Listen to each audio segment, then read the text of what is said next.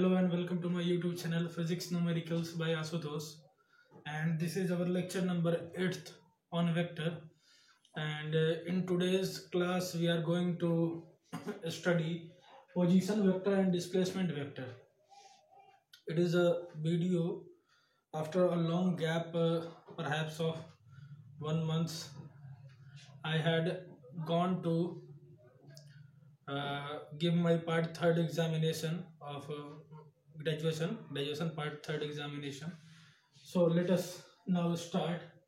चलिए अब यहाँ पे देखेंगे कि पोजीशन वेक्टर क्या होता है और डिस्प्लेसमेंट वेक्टर क्या होता है। ठीक है, पहले तो हम इसका एक फील लेंगे कि डिस्प्लेसमेंट वेक्टर पोजीशन वेक्टर कहते हैं किसको हैं, ये होता क्या है। ठीक, अच्छा एक चीज और यहाँ पे जरा सुधार कर दें, लिखा हुआ है it specifies the position of a particle. पहले सुधार कर देते हैं तब एक्सप्लेन करेंगे। With respect to its origin या द ओरिजिन।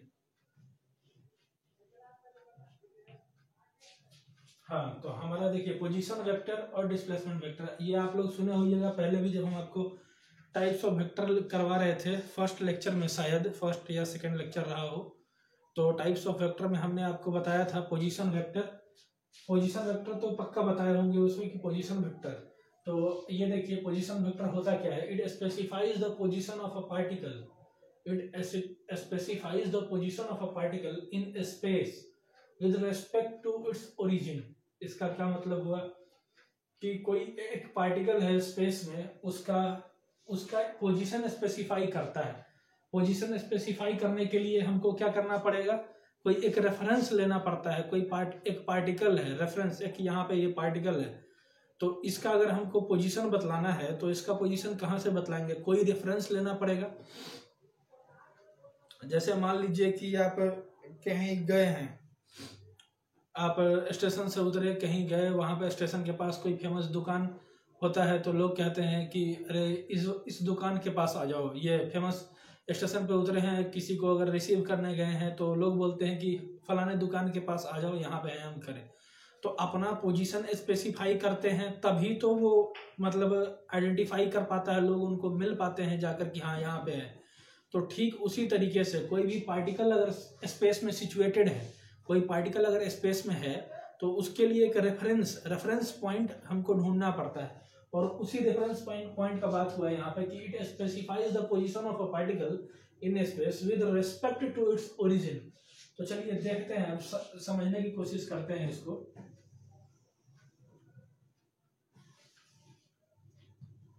मान लीजिए कि एक हम ये एक्स एक्सिस हो गया हमारा, ये वाई एक्सिस, यहाँ पे कहीं एक हमारा पी पार्टिकल है। ठीक है, इसका कोऑर्डिनेट दे देते हैं एक्स वाई, कि एक्स एक्सिस में एक्स और वाई एक्सिस में वाई, इसका डिस्प्लेसमेंट है। ठीक है,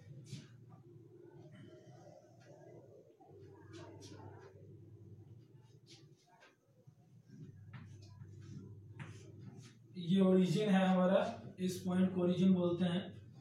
तो ये ओरिजिन हो गया, और ये पार्टिकल था हमारा पी पार्टिकल जो यहाँ सिचुएटेड था, जिसका कोऑर्डिनेट एक्स वाई। तो कोऑर्डिनेट एक्स वाई तो तब देंगे जब यहाँ ओरिजिन होगा, एक ओरिजिन के रेफरेंस में कोऑर्डिनेट लिखेंगे। तो एक पार्टिकल यहाँ पे सिचुएटेड था, यहाँ कहीं सिचुएटेड था, तो हम ओरिजिन से रेफरेंस बतलाए कि कहाँ है सिचुएटेड भाई, तो एक्स वाई कोऑर्डिनेट पे। एक्स वाई कोऑर्डिनेट वो एक तरह से इसका पता हो गया। जैसे कि अब कहीं पे कोई पान का दुकान होता है तो कहता है कि पान के दुकान पे खड़े हैं, तो पान का दुकान से थोड़ा सा बाएं हो जाओ, वहां पे खड़े हैं। तो वो एक तरीके का रेफरेंस हो गया बतलाने का कि हम यहाँ पे हैं। तो वही एक जैसे कोई पार्टिकल है सिचुएटेड है, तो उसका किस तरीके से हम रेफरेंस बतलाएंगे, तो एक ओरिजिन ले लेंगे रेफरेंस के लिए। इस तरीके से एक ओरिजिन, मान लीजिए ये पी पार्टिकल था, इसका एक रेफरेंस बतलाने में मदद करता है। अच्छा चलिए ठीक है, अब मान लेते हैं कि ये आर वेक्टर है, तो इसका अब जानते हैं कि यहाँ पे यूनिट वेक्टर जो होता है वो क्या करता है। यूनिट वेक्टर का यूज बतलाया था आपको हम कि ये डायरेक्शन स्पेसिफाई करता है। यूनिट वेक्टर किसी भी चीज का, किसी भी वेक्टर का डायरेक्शन स्पेसिफाई करता है कि किस डायरेक्शन में है, किस डायरेक्शन की ओर डायरेक्टेड है। तो एक ये यूनिट वेक्टर हो गया, कंफ्यूज नहीं होना है कि ये क्या है, ये आर वेक्टर बतलाए इसको हम। पी पॉइंट पी पॉइंट है और ये आर वेक्टर से डिनोट कर रहे हैं इस डिस्प्लेसमेंट को और क्या कहते हैं कि इसके पोजीशन को, और ये आर कैप यानी कि आर का यूनिट वेक्टर जो कि इसका डिस्प्लेसमेंट बतला रहा है कि इस तरफ है। ठीक है, अब देखिए आर वेक्टर को किस तरीके से लिख सकते हैं हम।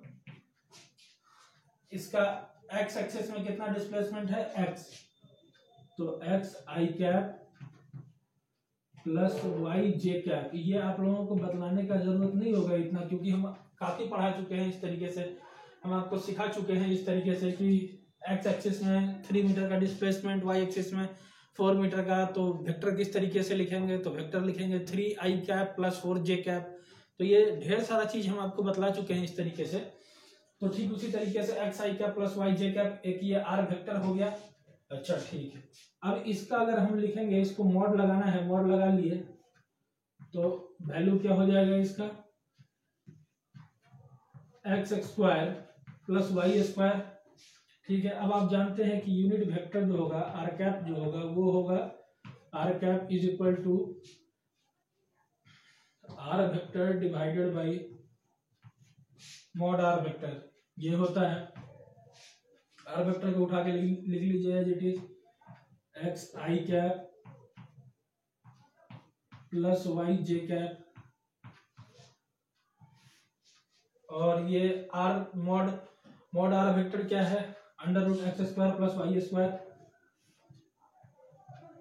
तो यही हो गया हमारा क्या, आर कैप।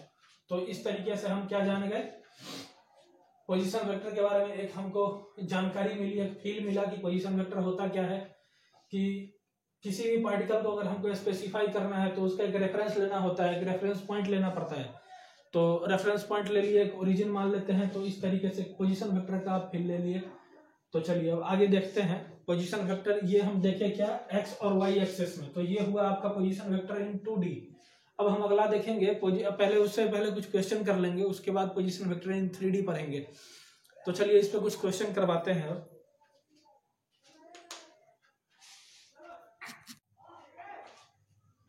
देखिए पहला क्वेश्चन है हमारा यहाँ पे, इस तरीके से एक कोऑर्डिनेट एक्सिस बना हुआ है, अब A B C D point mentioned है। इसमें बोल रहा है आपको कि r A r B r C r D vector लिखना है, और r A cap r B cap r C cap and r D cap ये निकालना है आपको, ये यूनिट वेक्टर सब।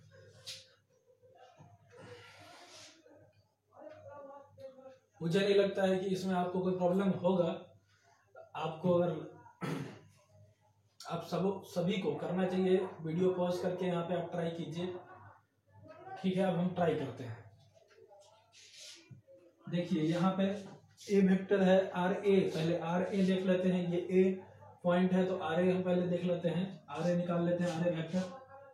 तो यहाँ से ऐसे डॉटेड लाइन से, डॉटेड पॉइंट से आप ज्वाइन कर दीजिए इसको, ये ज्वाइन हो गया हमारा ए पॉइंट। ठीक है, इसको ओरिजिन मान लिए। ठीक है, अब देखिए यहाँ पे कि आर ए वेक्टर किस तरीके से लिखेंगे। ये कौन सा क्वाड्रेंट है, फर्स्ट क्वाड्रेंट, इसमें 3 और 3 दोनों पॉजिटिव है, तो कोऑर्डिनेट 3 एंड 3 है दिया हुआ। अब आर ए वेक्टर को किस तरीके से लिख सकते हैं, 3 i cap plus 3 j cap. R A cap जो लिखेंगे हम, आर ए कैप वेक्टर क्या होगा, R A vector divided by mod of R A vector, यही होगा 3 i cap plus 3 j cap.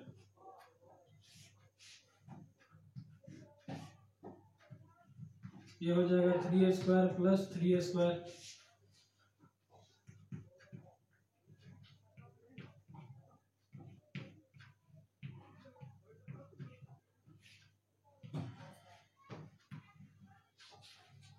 ये आ गया हमारा आर ए कैप आ गया। ठीक है, इसी तरीके से आर बी, ये आर बी वेक्टर जो है हमारा,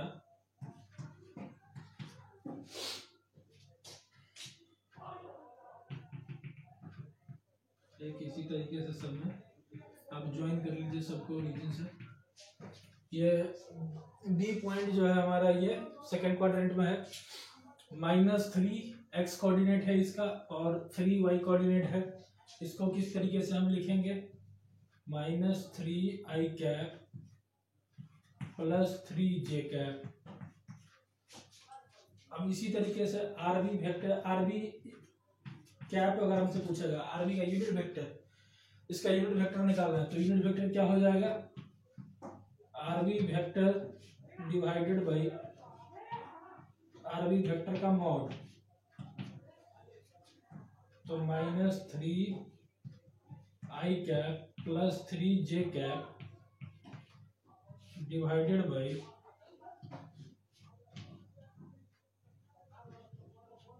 -3 का स्क्वायर + 3 का स्क्वायर। ये कितना हो जाएगा, -3 i कैप + 3 j कैप, √18 हो गया। आर ए देख लिया आपने, आर बी देख लिया। चलिए अब हम मिटाते हैं, आप वीडियो पॉज कर लीजिए, लिख लीजिए। अब आर सी और आर डी देखते हैं, ठीक।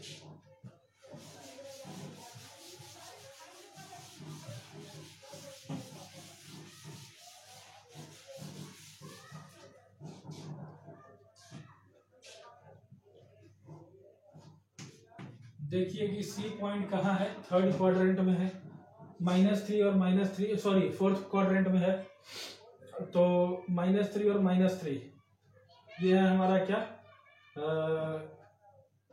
-3 और -3 हमारा कोऑर्डिनेट है, एक्स वाई कोऑर्डिनेट, तो ये हो जाएगा हमारा -3 i कैप -3 j कैप। इस तरीके से हम रिप्रेजेंट करेंगे इसको।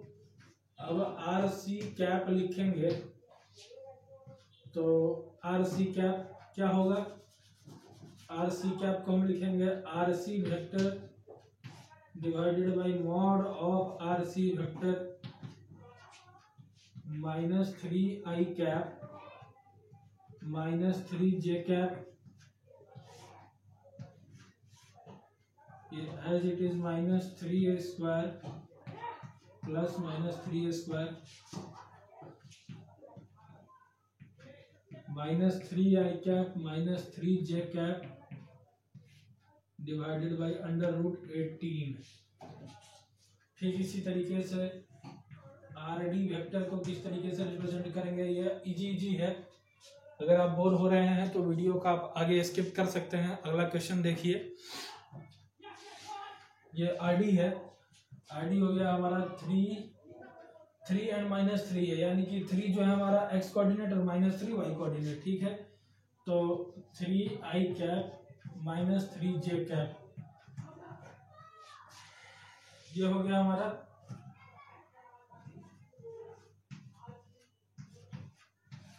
R D. ये सॉरी एक मिनट, हाँ चलो ऐसे ही कर लेते हैं।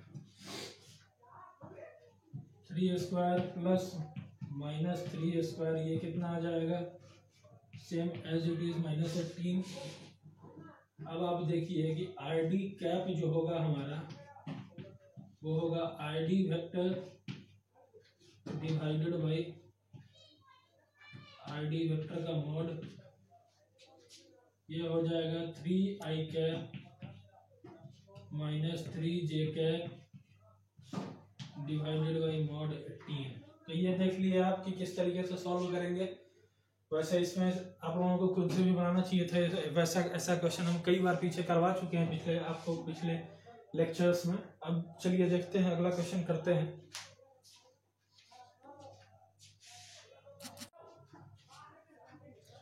चलिए नेक्स्ट क्वेश्चन है हमारा, question number 2। The coordinate of a point is 2 2, ठीक है। फाइंड इट्स पोजीशन वेक्टर और angle made by are vector with positive x axis, ठीक है। पहले तो ये पॉइंट हम बनाते हैं।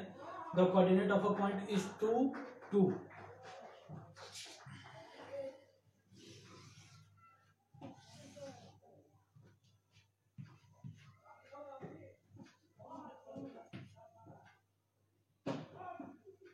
मान लीजिए कि ये पी पॉइंट है, इसका कोऑर्डिनेट है 2 और 2।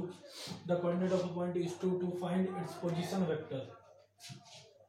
ये ओरिजिन है हमारा, ठीक है।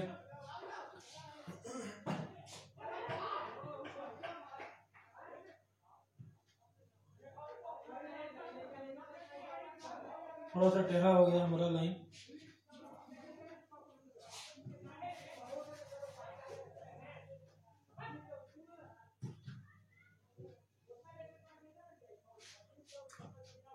ये कोऑर्डिनेट है। अच्छा चलिए अब देखिए पोजीशन वेक्टर बोल रहा है, तो पोजीशन वेक्टर क्या होगा, पहला का आंसर हो जाएगा, मान लीजिए कि ये एक आर वेक्टर है, तो आर वेक्टर को किस तरीके से डिनोट करेंगे, या आर पी लिख लीजिए, पी पॉइंट है ये,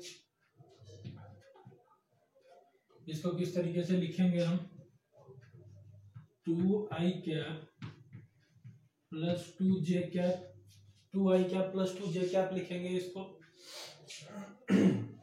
अब दूसरा है हमारा, ये पहला तो हो गया पोजीशन वेक्टर था, इजी था लिखना, 2 था तो 2 एक्स एक्सिस में और 2y एक्सिस में, तो 2i cap plus 2j cap. और सेकंड है हमारा angle made by are vector, या angle made by R P vector with positive x axis, ठीक है। तो एंगल निकालने के लिए कि यहाँ से आप लाइन ड्रॉ कर लीजिए और इसका नाम रख लेते हैं थीटा, यही तो है आरपी वेक्टर हमारा, तो इसका एंगल पॉजिटिव एक्स एक्सिस से क्या होगा, यही तो होगा, ये थीटा एंगल जितना होगा वही एंगल होगा। अब ये थीटा कैसे निकालेंगे, तो आप जानते हैं कि tan theta is equal to होता है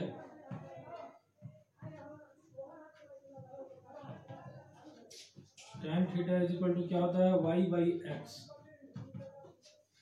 कि इसका y कंपोनेंट और डिवाइडेड बाई x कंपोनेंट।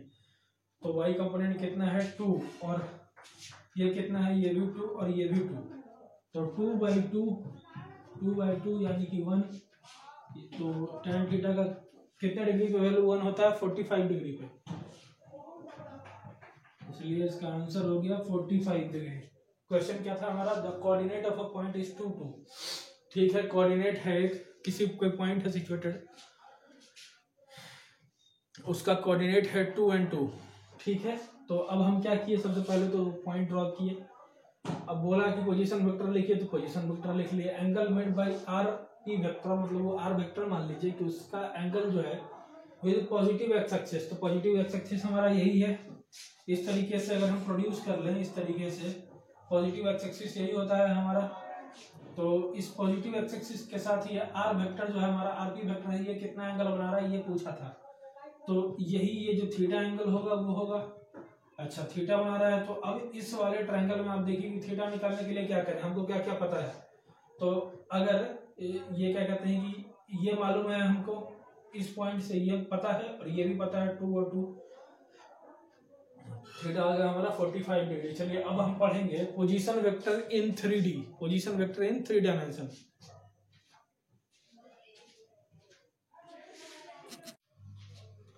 देखिए अगला है हमारा topic position vector in three dimension, ठीक है। तो 2 डायमेंशन मतलब एक्स और वाई एक्सिस, और 3 डायमेंशन का मतलब होता है एक्स वाई और जेड एक्सिस, या और आई जे एंड के कैप।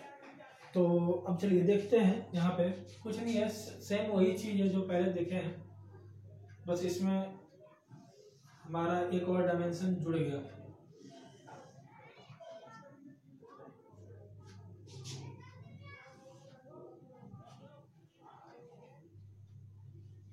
ये x axis, y axis and z axis, ये है हमारा ओरिजिन। एक पॉइंट पी है जिसका कोऑर्डिनेट है एक्स वाई और जेड, ठीक है। ये है हमारा पॉइंट। अब ये मान लीजिए कि आर वेक्टर है, इसका डायरेक्शन स्पेसिफाई करने के लिए unit vector r cap draw किए हम, तो क्या लिखेंगे इस वाले वेक्टर को, इस आर वेक्टर को किस तरीके से डिनोट करेंगे, तो आर वेक्टर को लिखेंगे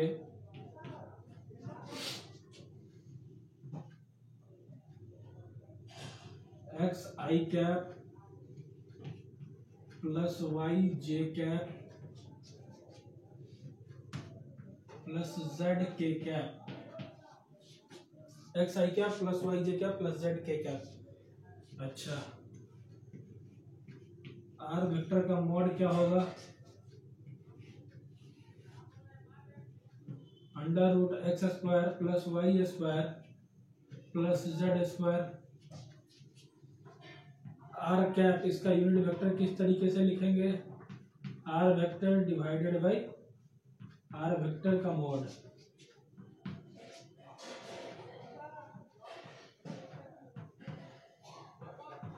x i cap y j cap plus z k cap, और मॉड क्या है? आर मॉड क्या है? Under root x square plus y square plus z square. यही हो गया हमारा पोजीशन वेक्टर इन 3D। ठीक है, अब हम आपको एक शॉर्ट ट्रिक सिखाने जा रहे हैं। वैसे तो ट्रिक नहीं है कोई, अगर आपको पिछला बात अच्छे से याद हो, बेसिक्स जो बेसिक हम सिखाए थे ट्रायंगल लॉ ऑफ एडिशन का अगर स्टेटमेंट आपको याद हो तो वो कोई भी ट्रिक नहीं है, वो आप मतलब बस वही डेफिनेशन याद करना बहुत जरूरी है।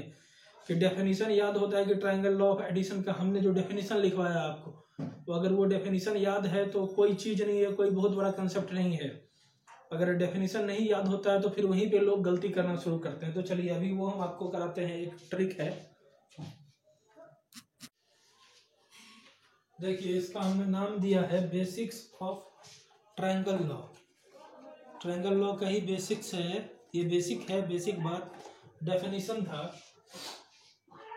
ट्रायंगल लॉ के डेफिनेशन से ये कॉन्सेप्ट है आपका कि देखिए यहाँ पे एक ए वेक्टर है, बी वेक्टर है, टेल टू टेल जुड़ा हुआ, और ये एक हम आर वेक्टर बनाए हैं। ठीक, अब हम इसमें क्या लिख सकते हैं? आप देखिए कि ए वेक्टर जो है, ए वेक्टर और आर वेक्टर, ये ए वेक्टर और ये आर वेक्टर जो है हमारा, इसका हेड और इसका टेल जुड़ा है, यानी ये सेम डायरेक्शन में है, इस तरीके से सेम डायरेक्शन में है।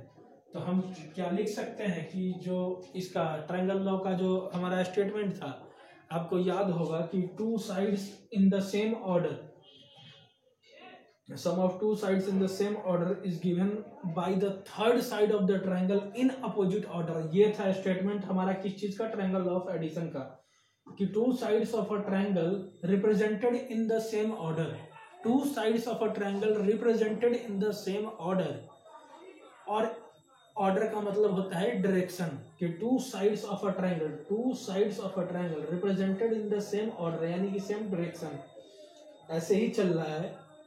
Then the third side of the triangle is given by then the resultant, या third side कहिए कि is given by the third side of, then the resultant is given by the third side of triangle in opposite order। यानी कि two sides ये इस तरीके से चल रहे हैं, तो इसका रिजल्टेंट जो है ये अपोजिट ऑर्डर में दिया जाए, इस तरीके से लिखा जा सकता है। तो इसमें हम लिख सकते हैं कि A vector plus R vector is equal to B vector. ऐसा लिख सकते हैं कि A vector plus R vector is equal to B vector. ये रिजल्टेंट का काम कर रहा है यहाँ पे। अब आर वेक्टर का क्या हो गया? आर वेक्टर के बराबर हो जाएगा, आर वेक्टर किसके बराबर हो जाएगा? बी वेक्टर माइनस ए वेक्टर, बी वेक्टर माइनस ए वेक्टर।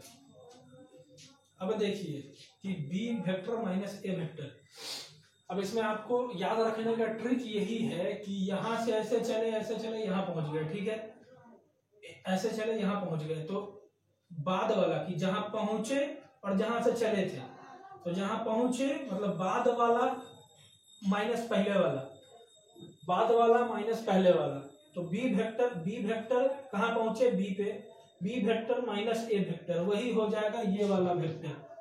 इसको हम लिख सकते हैं ना इस तरीके से, बी वेक्टर माइनस ए वेक्टर।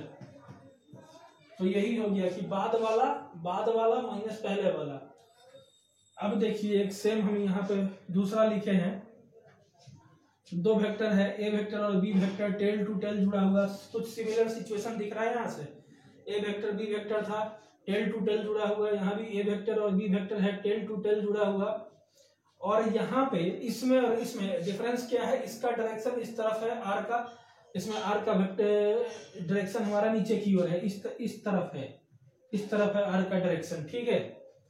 अब आप देखिए यहाँ पे कि कौन दो साइड है इस ट्रायंगल का, इस ट्रायंगल में कौन सा दो साइड है जो सेम ऑर्डर में रिप्रेजेंटेड है। तो बी वेक्टर और आर वेक्टर सेम ऑर्डर में रिप्रेजेंटेड है। इसका मतलब क्या, इसका मतलब हम लिख सकते हैं कि B vector plus R vector is equal to A vector. तो R vector is equal to हो गया A vector minus B vector. R vector बराबर क्या हो गया, A vector minus B vector. अब आप देखिए हम बोले थे कि बाद वाला माइनस पहले वाला, बाद वाला माइनस पहले वाला कहां पहुंचे, ए पे पहुंचे। कहां से चले थे, बी से चले थे। बाद वाला कौन था, पहुंचे कहां थे, ए पे पहुंचे थे। तो बाद वाला माइनस पहले वाला, तो ए वेक्टर माइनस बी वेक्टर। तो यही बतलाने का है कि यहाँ पे क्या हो गया, आर वेक्टर क्या हो गया, A vector minus B vector. आप इसमें याद रख सकते हैं। वैसे ट्रायंगल लॉ ऑफ एडिशन का डेफिनेशन अगर आपको याद हो तो ये सब करने का कोई जरूरत नहीं है कि बाद वाला और पहले वाला, लेकिन आप अगर याद रखेंगे तो ज्यादा बेहतर होगा, क्योंकि कई बार आदमी विजुअलाइज नहीं कर पाता है सही ढंग से, उस कारण से क्वेश्चन गलती कर बैठता है। तो यहाँ पे देखिए कि बाद वाला माइनस पहले वाला, बाद वाला माइनस पहले वाला, ये याद रखना है कि चले थे बी से पहुंचे ए पे। तो ए जो है हमारा बाद वाला हो गया, और चले थे कहां से, बी से। तो ए बाद वाला माइनस पहले वाला, ए वेक्टर माइनस बी वेक्टर हो गया।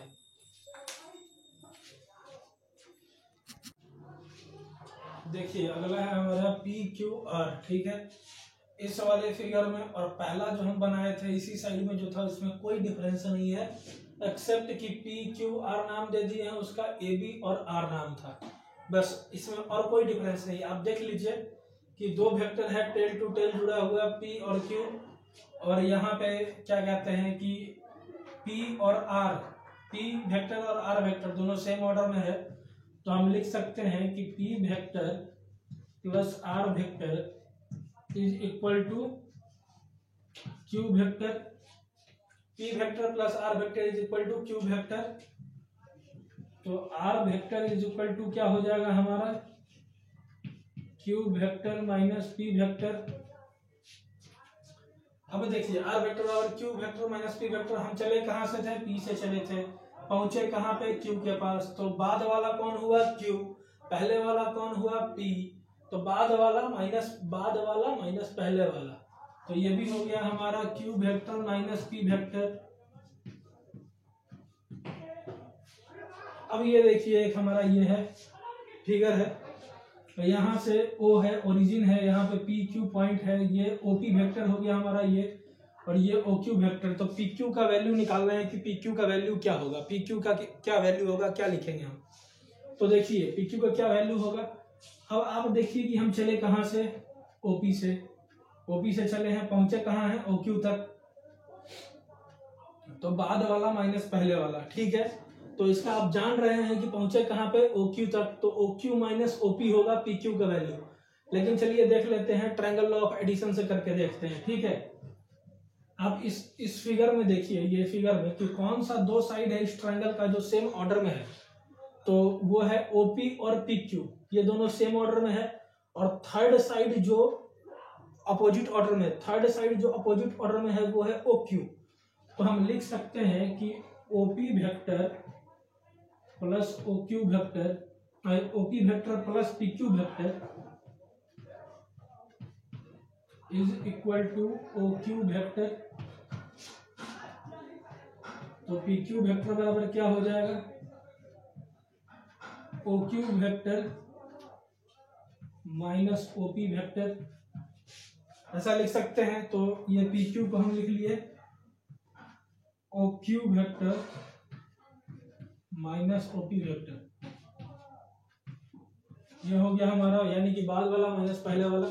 यही याद रखना है आपको कि बाद वाला माइनस पहले वाला, ठीक है। अब हम अगला देखेंगे डिस्प्लेसमेंट वेक्टर।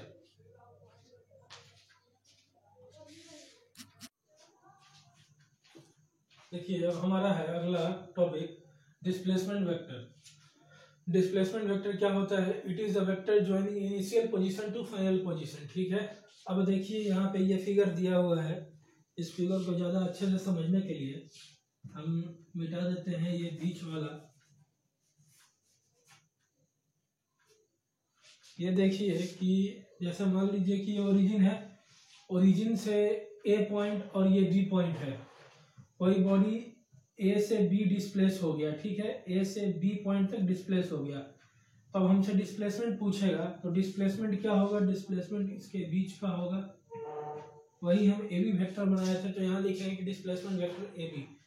डिस्प्लेसमेंट वेक्टर होता क्या है, it is a vector joining initial position to final position, it is a vector joining initial position to final position, मतलब initial position A to final position B को join करने वाला जो vector होता है वो होता है displacement vector.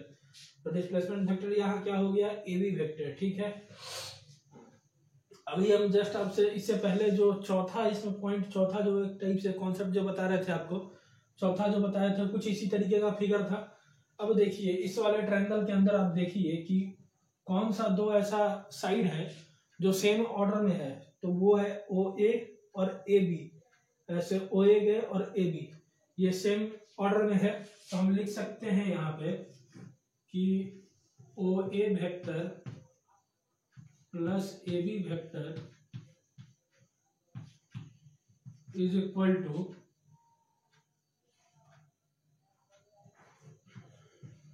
O B vector. देखिए वैसे तो तरीका है कि यहाँ से निकले, यहाँ से ओ ए से और कहाँ पहुंचे ओ बी पे, तो O B minus O A direct A B vector जो हो जाएगा हमारा ओ बी माइनस ओ ए हो जाएगा।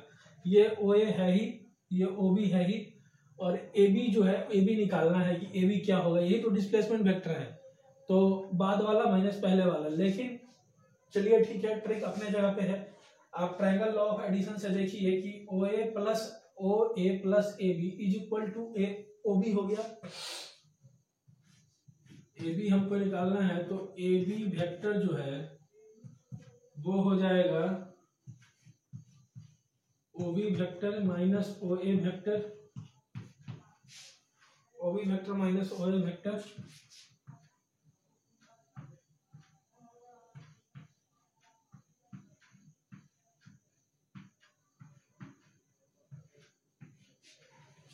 ये हो गया हमारा displacement vector, A B vector जो हो गया O B vector minus O A vector, ठीक है। अब आप देखिए ओ ए का नाम R1 भी है और ओ बी का नाम R2 है, ठीक है। ए का कोऑर्डिनेट दिया हुआ है x1 y1 और बी का कोऑर्डिनेट दिया हुआ है x2 y2, ठीक है। अब हम यहाँ पे इसको मिटाते हैं, ये वाला मिटा लेते हैं क्योंकि बोर्ड छोटा है हमारा। तो अब देखिए कि ए बी वेक्टर बराबर हम क्या लिख सकते हैं, R2 माइनस R1 वेक्टर। इसका क्या मतलब हुआ, R2 क्या है, ओ बी वेक्टर है, तो O B minus O A vector, यही चीज है, सेम चीज है। अच्छा अब देखिए कि R1 क्या है, R1 वेक्टर जो है R1 है x1 i कैप, हमको लिखना तो नहीं पड़ना चाहिए फिर से, पर हम लिख देते हैं x1 i cap plus y1 j cap, और R2 वेक्टर जो है आपका ये हो गया x2 i cap plus y2 j cap, ठीक है। ये है हमारा। तो इसको अगर अब हम माइनस करेंगे तो देखिए कि क्या लिखेंगे, A B vector is equal to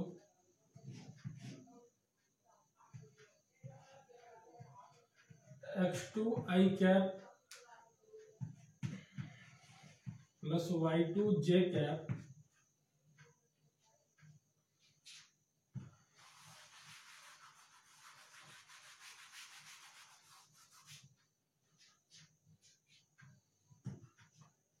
minus x1 i cap plus y1 j cap, यही होगा। अब देखिए कि आई कैप वाले में से आई कैप वाले को माइनस करते हैं और जे कैप वाले में से जे कैप वाले को, ये आप जानते हैं पहले से, हम आपको एडिशन सब्ट्रैक्शन सिखा चुके हैं। x2 minus x1 i cap plus y2 minus y1 j cap. ये हो गया क्या हमारा, ये हो गया डिस्प्लेसमेंट वेक्टर। अब आप देखिए कि ये डिस्प्लेसमेंट वेक्टर हो गया। अब इसका अगर हमको निकालना है मॉड निकालेंगे इसका, तो क्या हो जाएगा,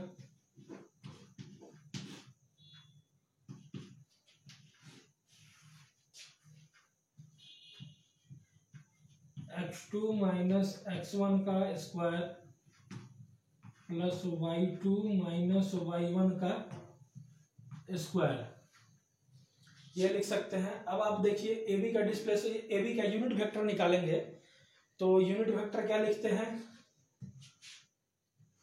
AB कैप बराबर क्या हो जाएगा, AB vector divided by mod of AB vector, ये लिखेंगे x2 minus x1 i cap plus y2 minus y1 j cap divided by क्या, AB का मॉड का ये जो वैल्यू है divided by x2 minus x1 का square plus y2 minus y1 का स्क्वायर। तो यही है हमारा displacement vector. It is the vector joining initial position to final position. Initial position से फाइनल पोजीशन को ज्वाइन करने वाला जो वेक्टर होगा उसको डिस्प्लेसमेंट वेक्टर बोलेंगे। ठीक है, ये सब नाम दिया हुआ है एक तरीके से। अब तो अगर समझ में आता है डिस्टेंस डिस्प्लेसमेंट अगर आप पढ़े हैं तो क्या है ये डिस्टेंस डिस्प्लेसमेंट हिंदी में बोलते हैं इसको विस्थापन। ए पॉइंट से बी पॉइंट तक चला है तो इसका डिस्प्लेसमेंट ये हुआ। इसको ज्वाइन करने वाला जो वेक्टर है उसका नाम दे दिया डिस्प्लेसमेंट वेक्टर। तो वही लिखा कि it is the vector joining initial position to final position. Displacement vector का नाम है यहाँ पे एबी वेक्टर। एबी ही है तो नाम कोई अलग से थोड़ी आएगा, एबी वेक्टर है। एबी वेक्टर क्या है, फर्दर एबी वेक्टर हम निकाल चुके हैं, ओबी माइनस ओए वेक्टर है। अच्छा, और ओबी क्या था, R2 था, और ओए था हमारा R1, तो R2 माइनस R1 लिखे। अब R1 R2 का कोऑर्डिनेट यहाँ पे दिया हुआ है x1 y1 और x2 y2, तो हम यहाँ पे लिख कर बताया था आपको R1 R2 क्या होगा। R1 हो जाएगा हमारा x1 i cap plus y1 j cap, और R2 था हमारा x2 i cap plus y2 j cap. तो y2 माइनस y1 किए हैं, तो अब जानते हैं कि i में से i वाले को माइनस करते हैं, j में से j वाले को माइनस करते हैं। तो इस तरीके से हम AB को कार्टेशियन फॉर्म में इस तरीके से डिनोट करेंगे, और उसका मॉड हो गया। फिर यूनिट वेक्टर निकालने का फॉर्मूला ये है, कुछ भी नया चीज तो है नहीं इसमें, डिस्प्लेसमेंट वेक्टर हो गया हमारा। अच्छा चलिए अब एक क्वेश्चन करते हैं।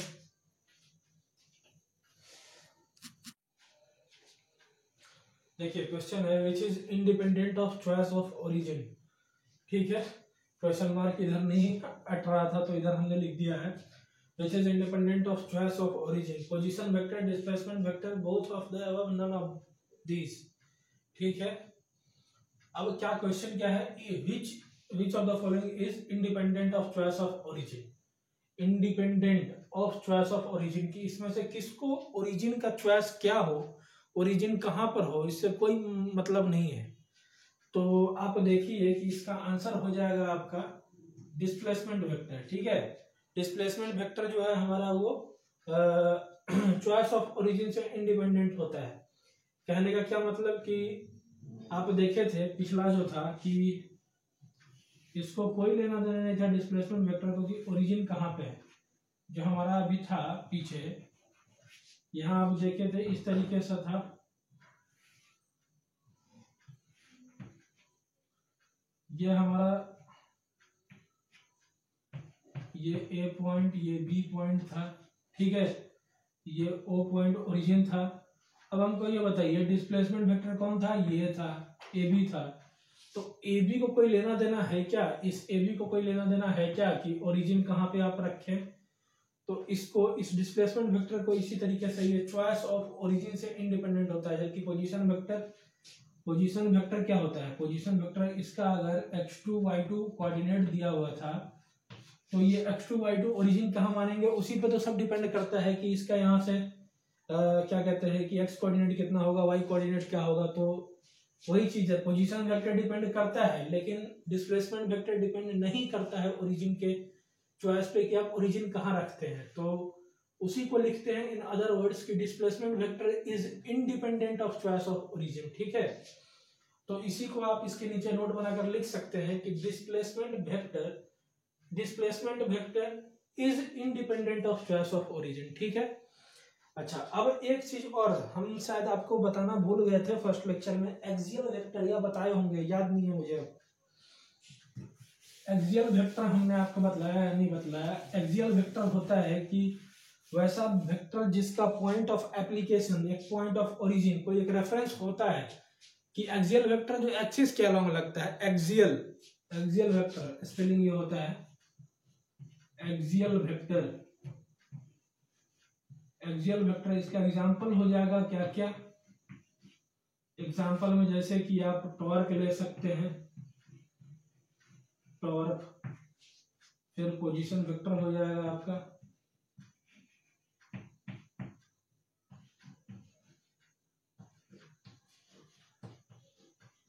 हालांकि पोजीशन वेक्टर को रखें या ना रखें तो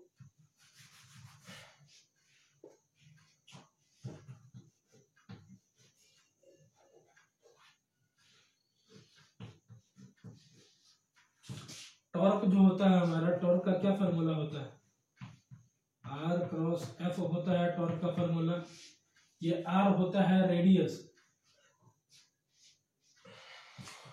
होता है, आपको आता है इस तरीके से कि व्हील है तो इसका एक एक्सियल, अब इस पे कोई फोर्स लग रहा है, इस तरीके से फोर्स लग रहा है तो आप, और ये एक एक्सिस हो गया R, तो R क्रॉस F इस तरीके से निकालिए। तो एक टॉर्क का ये आता है इस तरीके से, तो एक एक्सिस के अलोंग लग रहा है, इसलिए बोला जाता है इसको एक्सियल वेक्टर। ठीक, अब चलिए हम आगे पढ़ते हैं कि आगे कुछ क्वेश्चन करते हैं पहले।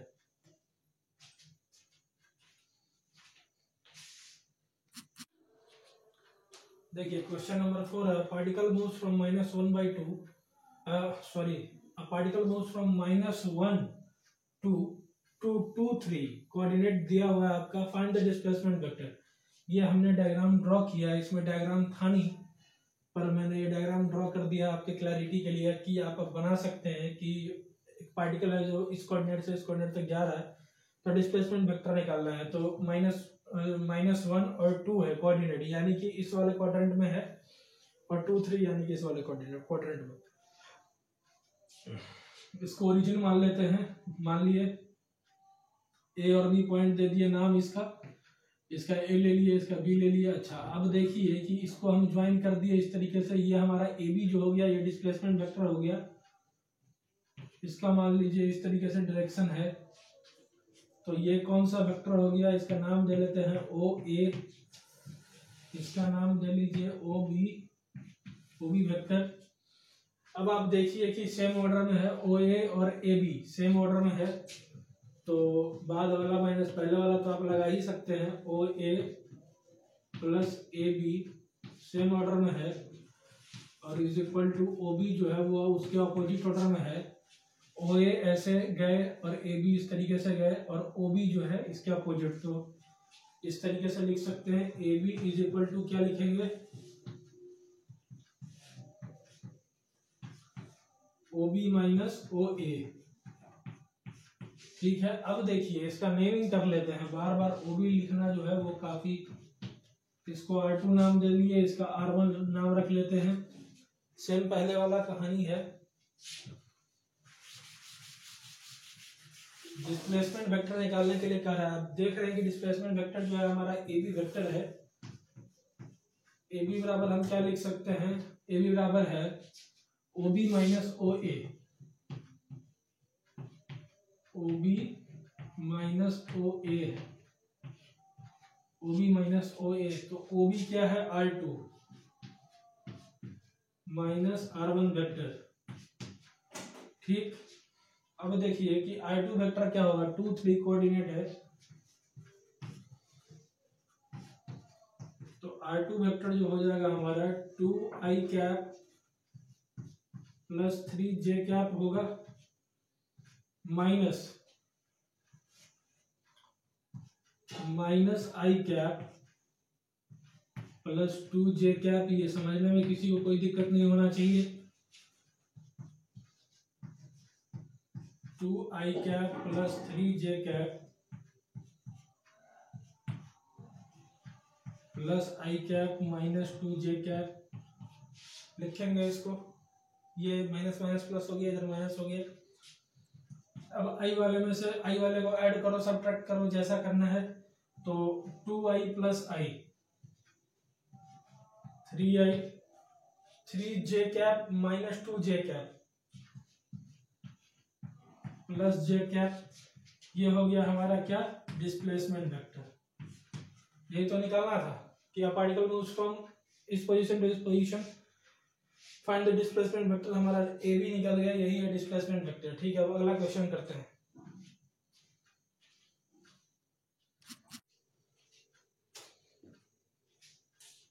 अगला है हमारा question number 5। A particle whose speed is 50 metre per second moves along the line from A to B। Coordinate दिया हुआ है आपका, find its velocity vector in the form of ai cap plus bj cap. ठीक है, question क्या है इसको ध्यान से समझने की कोशिश कीजिए। A particle whose speed is 50 metre per second, speed दिया हुआ है, moves along line from इतना to इतना, find its velocity vector in the form of, velocity vector पूछ रहा है, दिया हुआ क्या है, स्पीड। ठीक, अभी देखिए चलिए कि कैसे सॉल्व करते हैं इसको।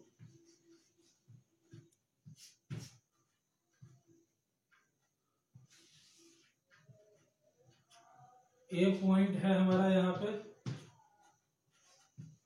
कोऑर्डिनेट 2 और 1 है। ये बी पॉइंट है, इसका कोऑर्डिनेट दिया हुआ है 9 और 25, 9 और 25। ठीक है, find its velocity vector in the form of A i क्या प्लस बी जे क्या। अब आप ये देखिए कि ये इनिशियल पोजीशन है, ये फाइनल पोजीशन है। ठीक, वेलोसिटी वेक्टर हमको निकालने के लिए कह रहा है, तो क्या करेंगे, सबसे पहले तो देखिए कि मान लेते हैं कि इस ये वाला कोऑर्डिनेट जो है हमारा ये आर ए है, तो आर ए को किस तरीके से लिखेंगे, आर ए को लिखेंगे 2i cap plus j cap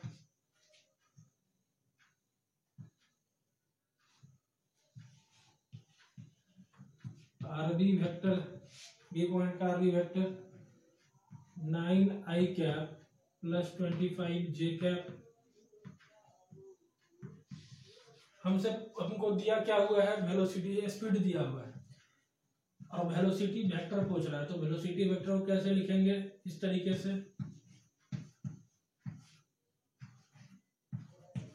यही तो होता है कि मैग्नीट्यूड इनटू डायरेक्शन, कोई भी वेक्टर जो होता है वो मैग्नीट्यूड इनटू डायरेक्शन होता है, मैग्नीट्यूड और डायरेक्शन दोनों होता है, मैग्नीट्यूड इनटू डायरेक्शन होता है। तो ये तो आप जानते हैं कि 50 है वेलोसिटी का मैग्नीट्यूड, यानी कि स्पीड जो होता है वो 50 है,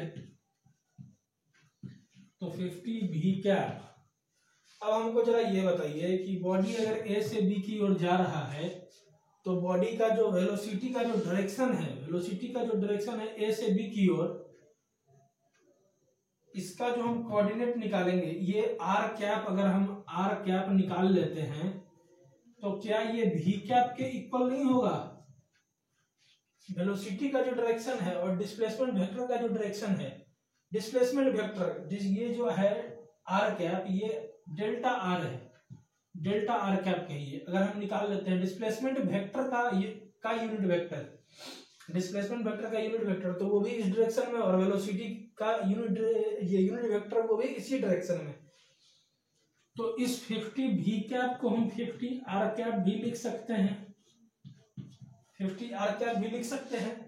तो अभी यही देखिए यहाँ कर क्या रहे हैं हम कि डेल्टा आर जो होगा हमारा वो r B minus r A, final position minus initial position, तो 9i में से 2i गया, 7i कैप, 25 जे कैप में 7 जे कैप चला जाता है, 24 जे कैप बचा हमारा।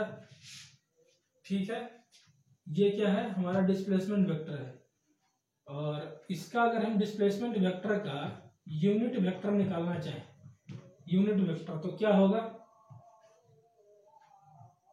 डिस्प्लेसमेंट वेक्टर जो आया है वो वेक्टर और मॉड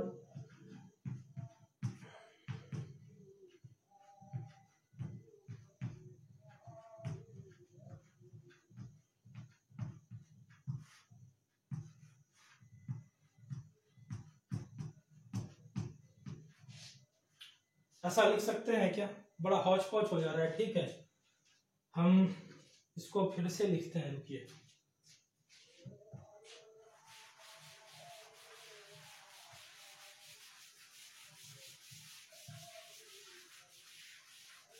डेंस हो गया था काफी सॉल्यूशन, आप लोगों को देखने में दिक्कत आएगी, इसलिए हम फिर से लिखते हैं इसको।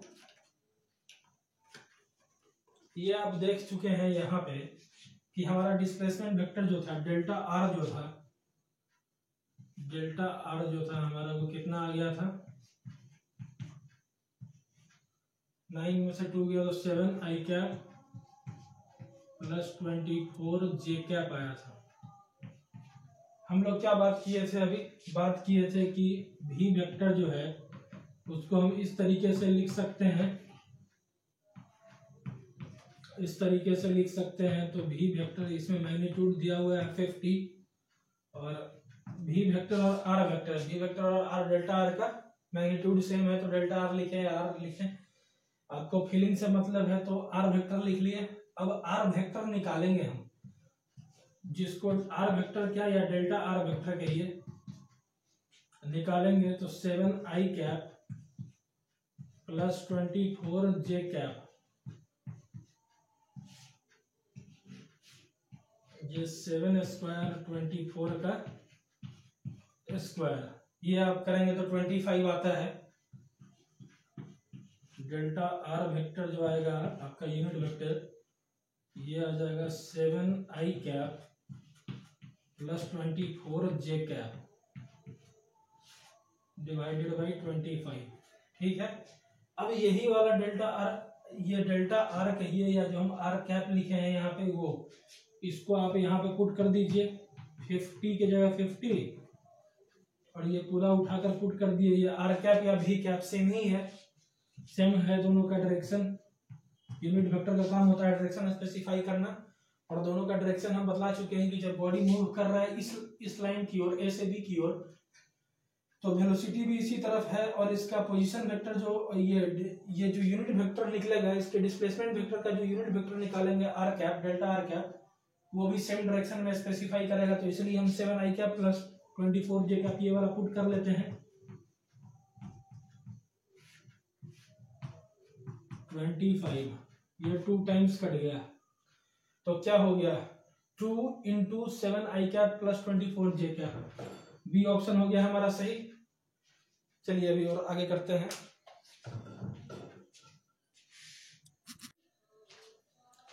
अगला है टॉपिक हमारा डिस्प्लेसमेंट वेक्टर इन 3 डायमेंशन।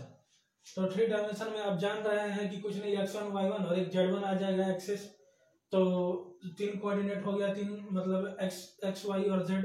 और वैसे आप क्या कहते हैं, यूनिट वेक्टर के टर्म्स में देखिए तो i कैप जे कैप के कैप हो गया। ठीक, अब आप देखिए यहाँ पे कि इस तरीके से है, क्या करना है, सेम चीज है, ओ ए एंड ए बी जो है हमारा सेम ऑर्डर में है। अब जानते हैं आपकी बाद वाला माइनस पहले वाला, तो ए बी जो हो जाएगा हमारा डिस्प्लेसमेंट वेक्टर, ये r2 माइनस r1 लिख सकते हैं हम इसको।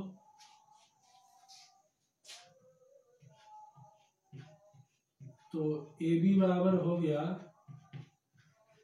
r2 vector minus r1 vector.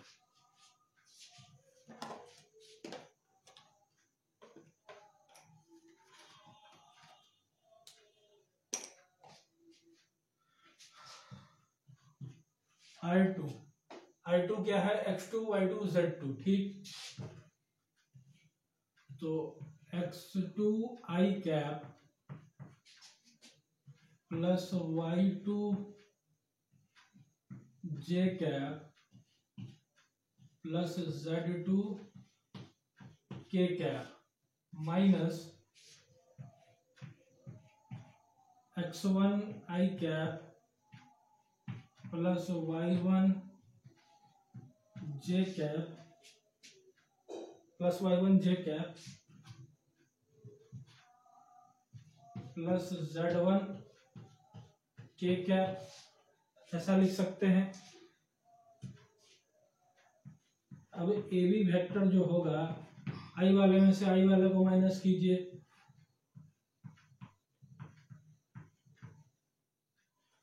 x2 minus x1 i cap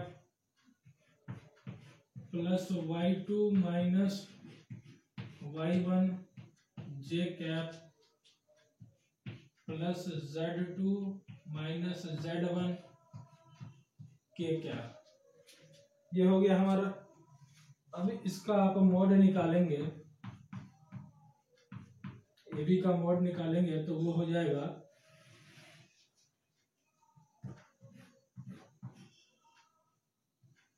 x2 minus x1 square plus y2 minus y1 का स्क्वायर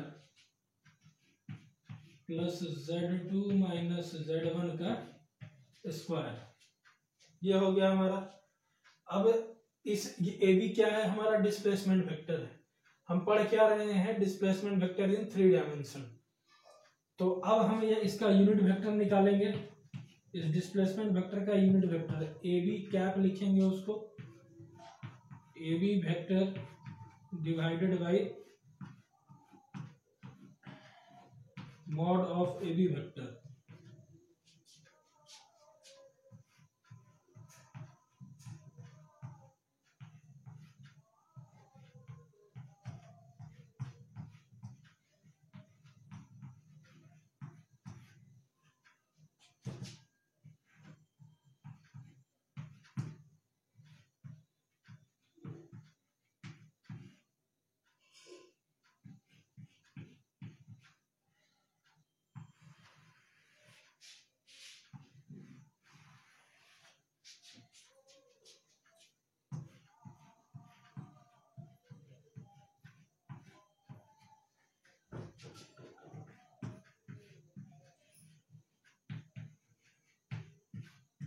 ये मॉड वाला जो है, ये मॉड वाला आप इसको यहाँ पे लिख ले।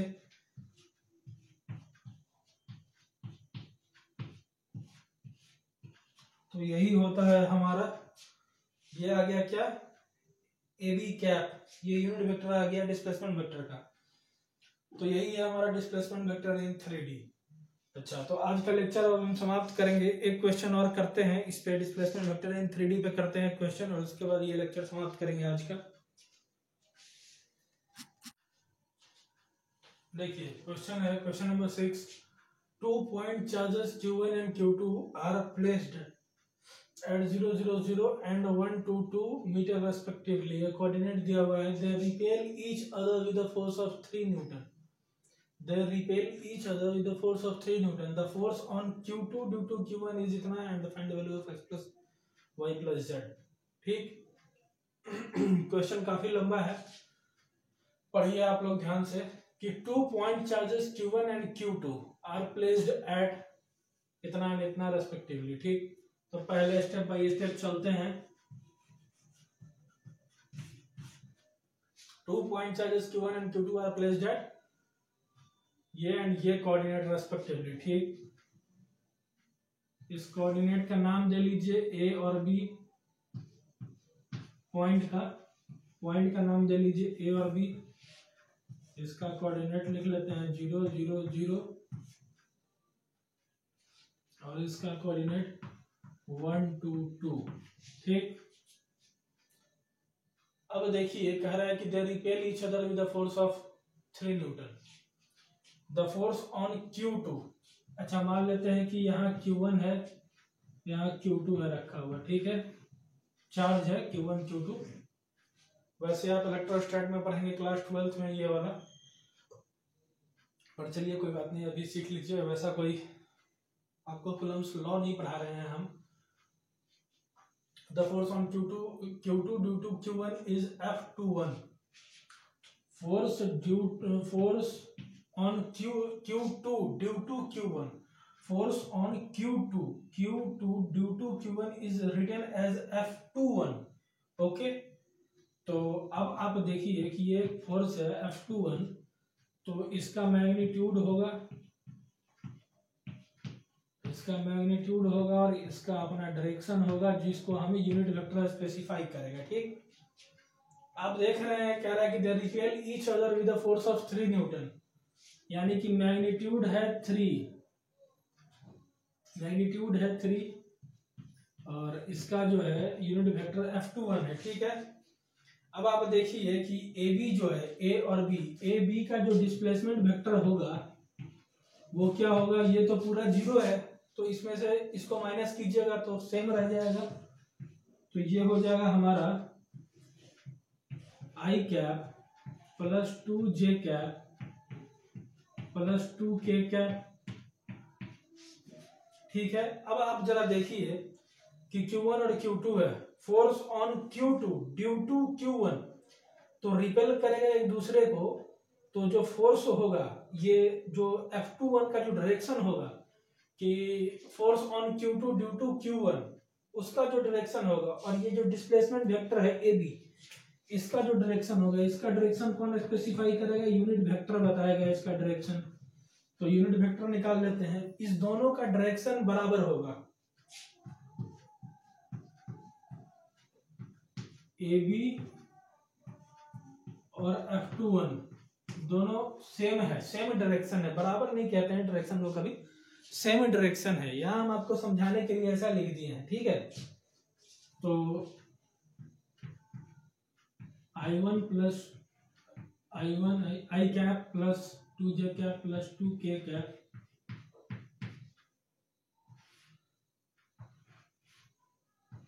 One square plus 2 square plus 2 square, तो 2 का स्क्वायर 4 और 4 प्लस 8 और 9, ये हो गया आपका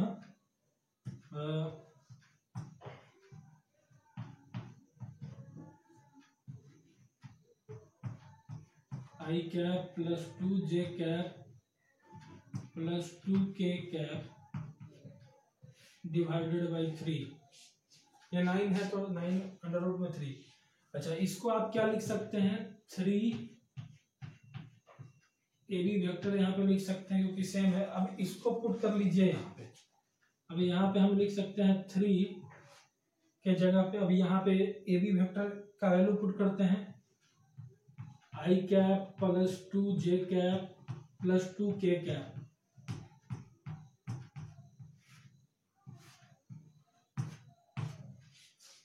ये हमारा क्या आया है,